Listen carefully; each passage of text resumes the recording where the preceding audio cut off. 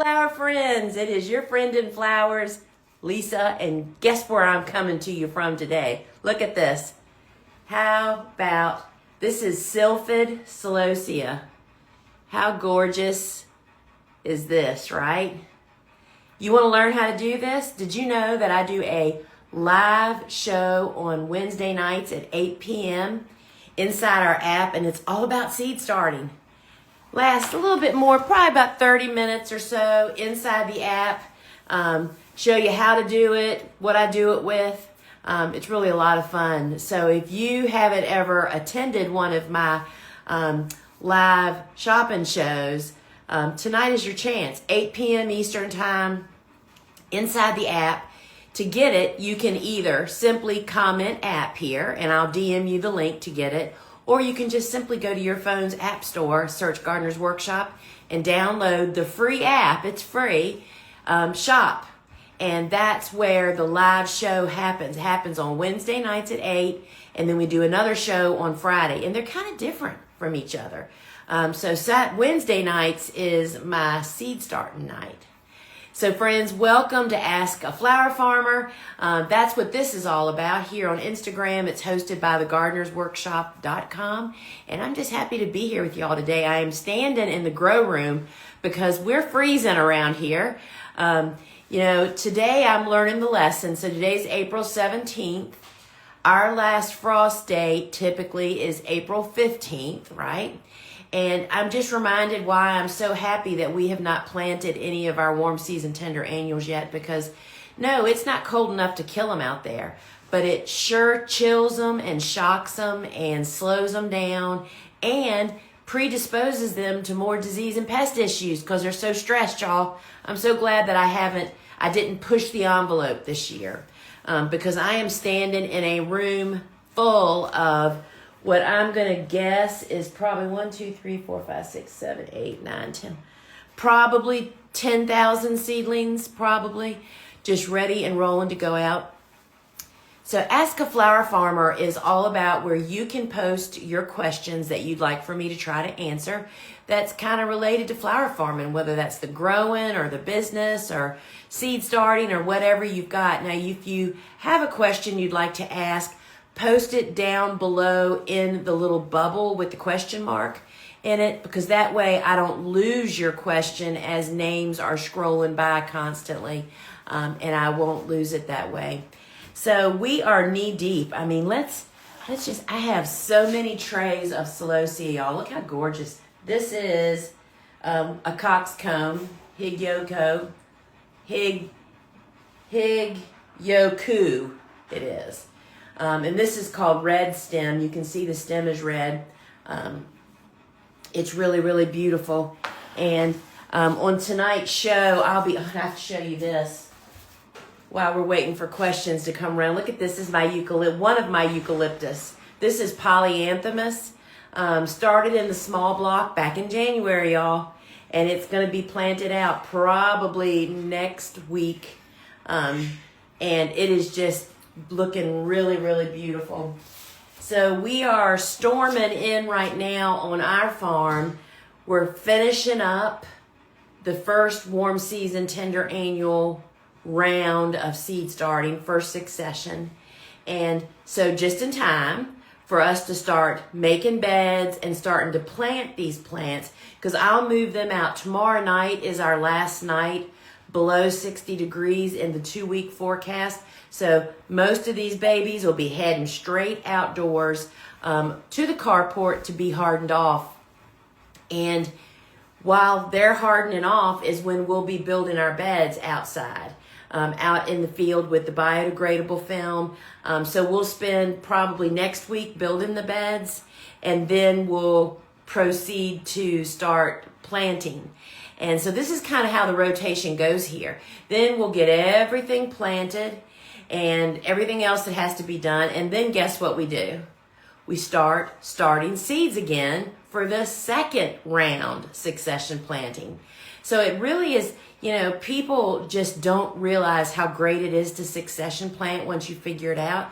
It really spreads out the work on a more even keel, and also does the same thing for your harvest, right? You can't cut it all. You can't. Remember, if you have a question, post it in the bubble with the question mark, or I lose your question because all the comments coming in and people signing in and out. So if you have a question, you put it in the comments, just copy and paste it and post it in the bubble with the question mark at the bottom of your screen. And succession planting, which is a really big part of my book, the Cut Flower Handbook, in addition to what to grow and then everything to know about harvesting and all that stuff and conditioning, is I tell you how to figure out for where you are when you're supposed to plant warm season and when you're supposed to plant cool season. And friends, once you master those two pieces of information, you will rule the flower world like I do. I mean, I know when to plant everything. It's just an automatic thought. And anyway, so let's see what questions we have down here. And why is it saying no questions yet? There they are. I know it's a little late for sowing didiscus, but I'm wondering if you have any germination tips for them. So I don't know where you are, but yeah, didiscus is definitely a cool season hardy annual, and they are not happy when it is warm outside, and they need cool temperatures to actually germinate as well. So like our room is way too hot now to try to sprout any cool season hardy annuals. So, 65 degree air temperature at the most.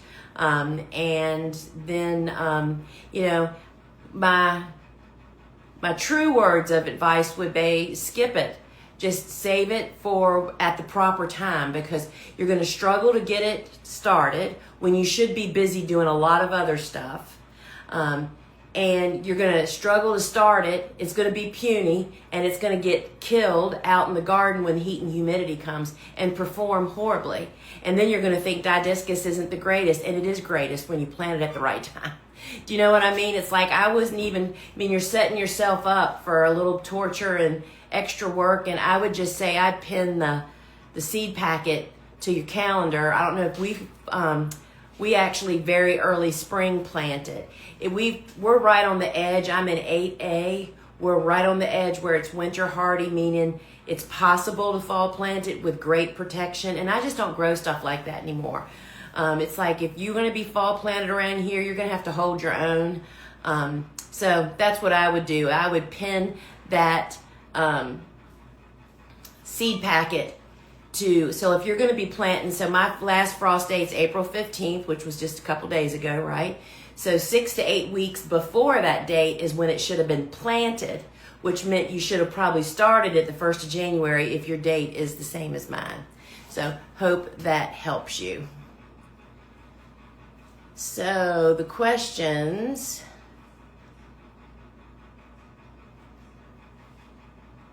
All right. When do you decide to soak or prepare seeds before starting them? When do you decide to soak or prepare seeds before starting them? So we barely soak anything, very few things.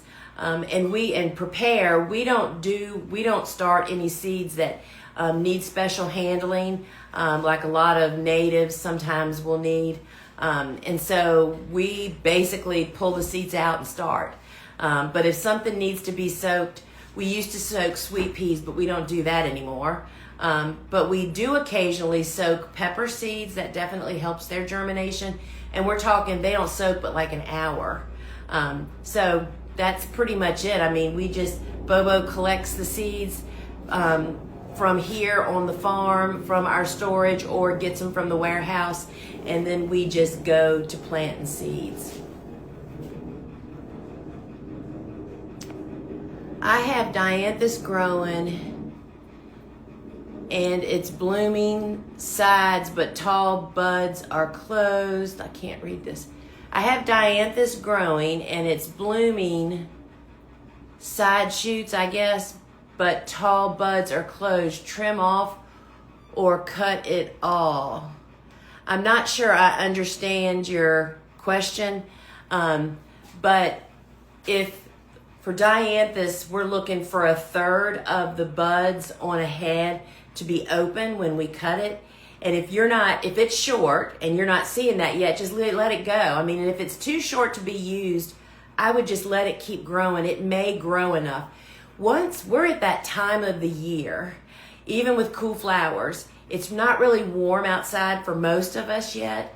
And plants do funky things. They've made buds because the day length is maybe telling them it's time, but yet they haven't had any heat yet to make them elongate and grow. So a third is what you're looking for open. I'm trying to get taller stems on my Godicia. Any help? So we had killer Godicia last year and the year before last. And we're set to do that this year, I think.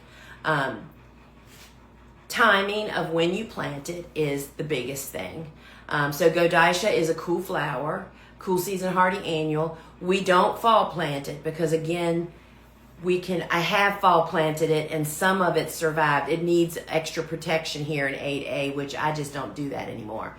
So we get it in the ground for very early spring planting. It is a super brancher, and we actually started seeds this year, and I also brought in some plugs from Farmer Bailey to just do a comparison.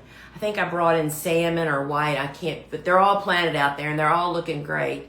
And again, the season really hasn't gotten rolling, at least here for us yet, meaning heat. And they will elongate a lot at the last minute. And of course, the conditions. What's your soil issue? Do they have access to nutrition? What they need water? All of those things play a key role.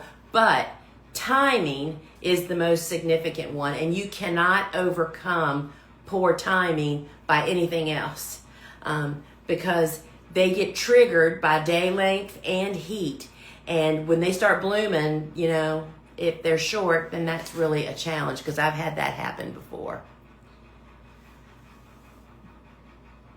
Do dianthus need to be pinched? So nothing really needs to be pinched, in my opinion, but some stuff benefits from being pinched, right? And so I've never pinched dianthus. We really appreciate that first central stem. First off, when you pinch, you delay blooming, and then you're risking side shoots. Like Electron, which is a dianthus that needs vernalization, is one that it just branches like nobody's tomorrow. And so that could be a benefit to pinch that. But no, it does not need to be pinched. But sometimes it is beneficial. Again, because when you pinch, you delay bloom. So my rule is we pinch 50% when I want to pinch. So I get 50% not pinched, that'll bloom early, and the other 50% will start branching earlier, but they don't bloom early. So it's kind of a best of both worlds, actually. How far apart do you plant sunflowers and zinnias?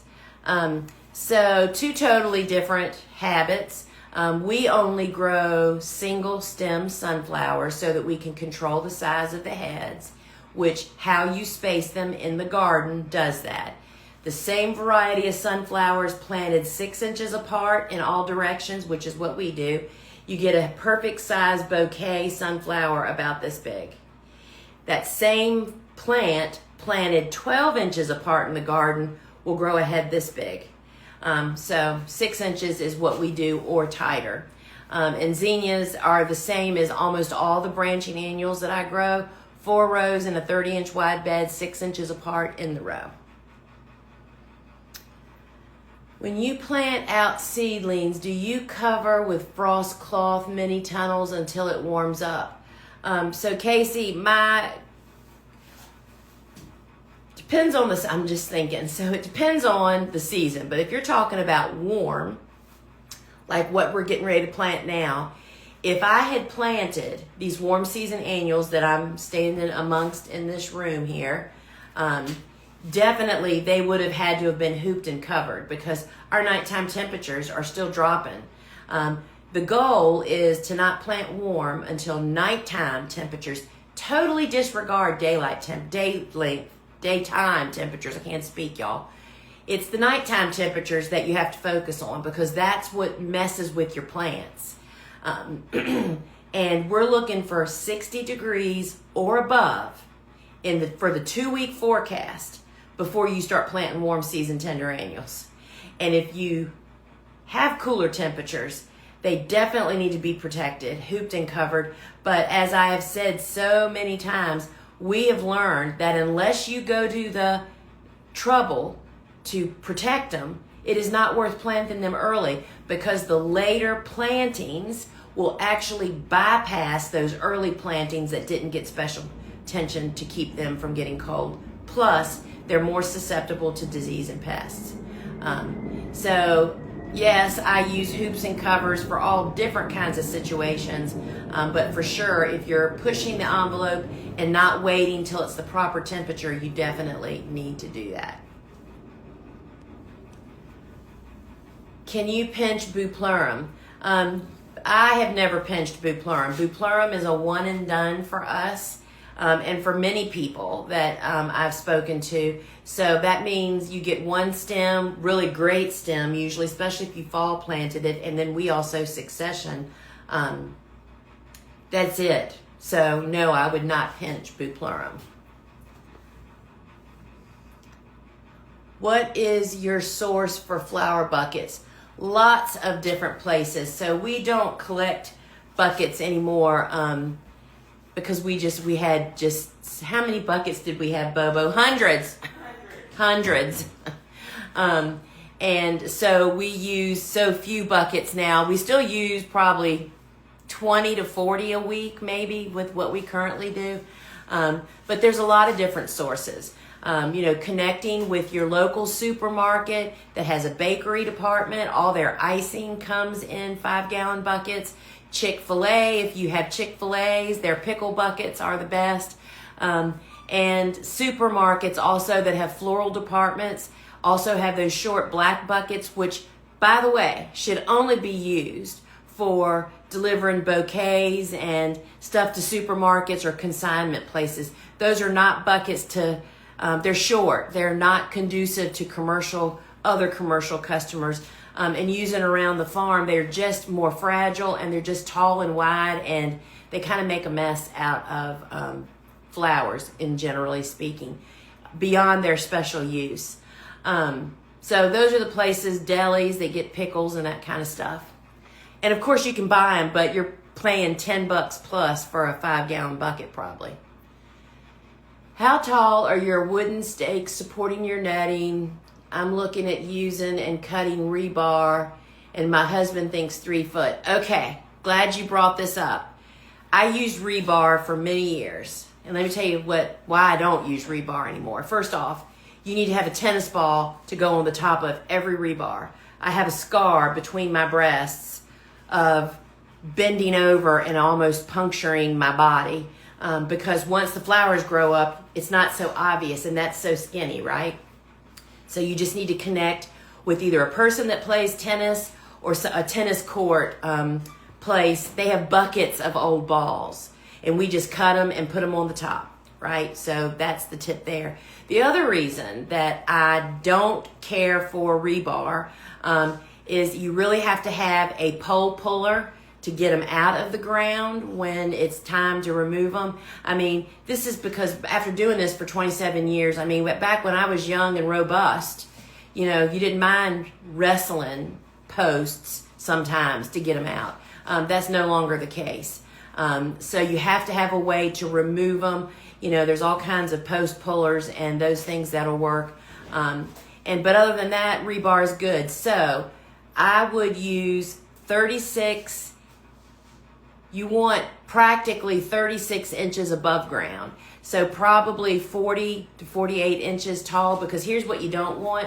You don't want the post so tall that you can't easily, and even if I have pole pounders to push them in the ground, which I don't use for a lot of different reasons, mainly because you can't get the post very straight. It's not as simple as it looks. And we install posts into the netting, and you cannot use a pole pounder easily to do that. So we use a sledgehammer, which I, in fact, am pretty apt at and easy to actually do it. But you want to have enough above ground so you can get them out. So I would say 40 to 48 inches, but you want them not so tall that you have to stand on something to either get the pounder on it or to pound it. 30, I'm pretty sure our stakes are probably, I would say they're probably 36 to 40 inches tall. So yeah, I mean, I could write a book on stake stories. Oh my gosh. Yes, the didiscus question is for next year. Yes, I would definitely plant Julie in very early spring, and it germinates best at cool temperatures. Is it even worth growing campanula if you don't have a greenhouse? Well, I grew the hay out of campanula. You have to grow the right variety. It's only Champion. There's several Champion series now. I mean, there's Champion Pro and there's Champion Ultra. Any of those, any Champion, what that means is that it will go from seed to bloom in 16 weeks. That won't really work because we fall plant it, right? Most of us do up to zone 5. You plant it in the fall. You buy the plugs. I do not start campanula from seed. I buy plugs from Farmer Bailey. Plant them in the fall at your time, and that gets them in the ground to get so they're day length sensitive. And we grew beautiful campanula that was up to our chest. It's absolutely fabulous. But the secret is you got to grow the right one. People often grow the biennials, and it's not the same, and the timing's not the same. So yeah. And all of that is in my book, by the way, the Cut Flower Handbook, which varieties and what to do. My seedlings are not getting very tall. They are Celosia zinnia in stock, and I have to have them under lights. Well, so Hall 5, the first thing I think is that you have one cool season annual here and 2 warms. Stock is a cool season annual that will not perform out in the garden during summer. So I would almost say to you, unless you live in New England or not even Montana, they get hot summers. Unless you have very, very low temperatures and no humidity summers, I would say I would just ditch the stock. Stock for us, even after mid-May, ours that's planted typically would bloom around Mother's Day. And after Mother's Day, they just get shorter and shorter and shorter, those that are coming on, because they resist heat. And so they just do not do well at all at heat. And the zinnias and celosia are the complete opposite. Those are warm season tender annuals, and they need heat. And so I don't know what not getting very tall. We plant plants under 3 to 5 inches. Of course, your air temperature has to be warm to get them to grow up, and proper food. What kind of container are they in? And most often, what stalls indoor plants is overwatering, staying wet all the time, and they just can't grow. They can't get a breath to grow because their roots are always wet. So those are the things that I would think about. I would invite you to come tonight to the 8 p.m. seed starting with soil blocking at 8 p.m. inside my app, because that's what it's about, is seed starting, right? How do I know when my plants are big enough to harden off? Again, I'm looking to plant outside a 3 to 5 inch. So when my plants get 2 to 3 inches tall in here, I mean, these are a little bit taller than what I would normally have indoors, but it's still too cold outside. This is the perfect planting outdoors size. So that's what we do. But of course, soil blocks grow quicker than conventional methods because the roots are not in containers. The soil block is the actual container. So 3 to 5 inches is what we're looking at. What's your take on growing chamomile? The seedlings seem to be struggling to grow bigger. They've been under a grow light. I have never grown that because it's not a known good cut flower. I mean, if it's not a commercial cut flower, we typically don't mess with it. And if I'm not mistaken, is chamomile, Bubba, is that a cool season hardy annual? I think so.